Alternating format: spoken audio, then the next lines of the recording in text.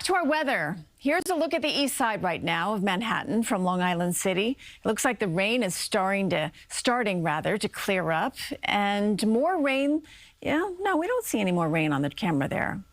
It's nice that that disappeared so quickly. Meteorologist Scott Padgett is in our immersive studio. There are windshield wipers on those cameras there, Scott? I think there are actually up there at times, KJ. Yeah. So that helped us out. And the rain in the city is tapering off a bit. But in some spots, boy, do we see a large amount of rain today. Look at this. In Kendall Park, 4.91 inches. And that was over a short amount of time. Dayton seeing 4.12 and Skillman 3.44. But look at this. At JFK, just 1/10 of an inch. So it depends really on where you were as far as the rain was concerned. So let's take a look at exactly what's going on outside right now. That same story for you. You can see that we definitely saw the cloud cover breaking up a bit, but take a look and let's get high up here. I want to show you the latest radar right now, and also, do we still have any flood warnings going on or flood alerts? And it's mainly down towards the south. You still can see that red box a little bit closer towards Sandy Hook as well. We do still have a flash flood warning in place there. The flood watch that was in place looks like it's getting shaved off even more. I'll show that to you in a little bit more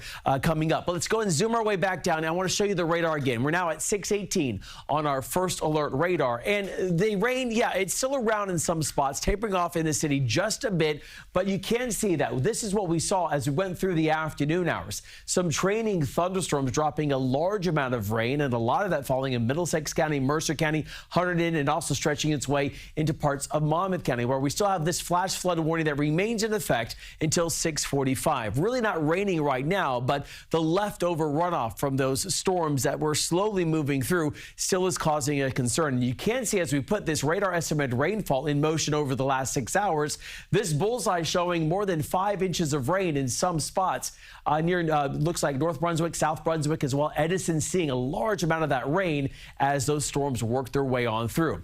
But still, I'm watching down to the south near parts of Philadelphia, between Philadelphia and Pittsgrove, more storms that have developed. They're working their way to the east northeast. So we could see some of that work its way into portions of Ocean County. So still keeping my eyes out for that going into the remainder of the evening hours. And the first alert futurecast picks up on that just a bit as we go into tonight, 7, 8, 9 o'clock. That then tapering off, and then as we go into the overnight time frame, drying out. But tomorrow, it's another first alert weather day. Mainly, there's a marginal risk of any storms reaching severe limits with flash flooding. It does not include the city, but does include the same areas that saw so much rain. And here's the futurecast as we go into tomorrow. And here we are by 3, 4, 5 o'clock, possibly some isolated strong to borderline severe storms with isolated flash flooding. This looks like it's moving into parts of Long Island. So just keep that in mind as you make your plans going into tomorrow. How much can we expect? Possibly picking up 1/2 of an inch, near an inch of rain in some spots. Tonight, hour by hour, those precip chances taper off, and I'm going to stay right here for the 7-day forecast to show you first alert weather day for your Friday, but then KJ for the weekend, drying out nicely, less humidity. We're calling Sunday a July gem as you're going to be heading on out, because boy, do we need it after the storms we've seen today. Yeah, that's for sure. Time to dry out. Thank you.